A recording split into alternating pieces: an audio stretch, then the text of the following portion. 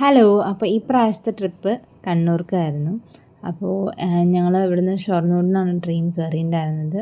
Early morning ട്രെയിനായിരുന്നു. Direct express കണ്ണൂർക്ക് പോയിട്ട് ഇറങ്ങുന്ന ട്രെയിനായിരുന്നു ഉണ്ടായിരുന്നത്. പെട്ടെന്ന് എത്തി, ഒരു 3 hours ജേർണി ഉണ്ടായിരുന്നുള്ളൂ. എൻ്റെ പാരൻസ് ഉണ്ടായിരുന്നു കേട്ടോ ഈ പ്രാവശ്യം. കാരണം അച്ഛൻ്റെ വീട് കണ്ണൂരാണ്. അപ്പോൾ എല്ലാ റിലേറ്റീവ്സിനൊക്കെ ഒന്ന് കാണാൻ വിചാരിച്ചു.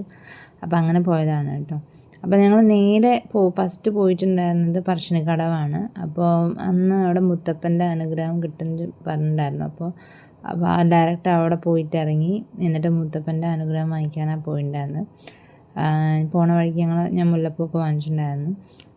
അത് കഴിഞ്ഞിട്ട് നമുക്ക് ഇഷ്ടം പോലെ ടോയ്സ് വാങ്ങിക്കാനുള്ളതുണ്ട്. അതുപോലെ ഡെക്കറേറ്റീവ് ഐറ്റംസ് ആണെങ്കിലും ജ്വല്ലറീസ് ആണെങ്കിലും അല്ലാണ്ട് വരുന്ന സാധനങ്ങളൊക്കെ അവിടെ അവൈലബിൾ ആണ്. ഇഷ്ടംപോലെ ഷോപ്പിംഗ് ചെയ്യാനുള്ള കുറേ സാധനങ്ങളുണ്ട് കേട്ടോ. പക്ഷെ ഞങ്ങൾക്ക് അന്ന് സമയം ഉണ്ടായിരുന്നില്ല എല്ലാം നോക്കാൻ ഇതിനൊന്നും. അപ്പോൾ അയാന് മാത്രം കുറച്ച് ടോയ്സൊക്കെ വാങ്ങിച്ചിട്ട് ഞങ്ങൾ പോന്നു. അപ്പോൾ നിങ്ങൾ പോവുകയാണെങ്കിൽ കുറേ എക്സ്പ്ലോർ ചെയ്യാനുണ്ട് കേട്ടോ. അവിടെ കുറേ ടോയ്സും സാധനങ്ങളും ഈ കഴിക്കാനുള്ള സാധനങ്ങളും ഒക്കെ ഉണ്ട് അവിടെ.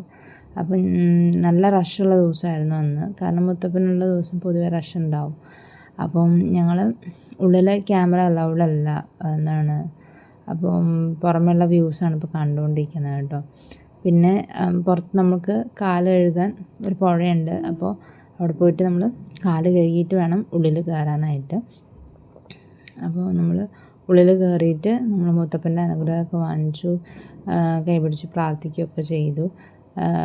ഭയങ്കര സാറ്റിസ്ഫാക്ടറി ആയിരുന്നു. പിന്നെ അവിടെ നമുക്ക് അവിടുത്തെ പ്രസാദം എന്ന് പറഞ്ഞു കഴിഞ്ഞാൽ വൻപയറും പിന്നെ തേങ്ങയും ചായയൊക്കെയാണ് കേട്ടോ.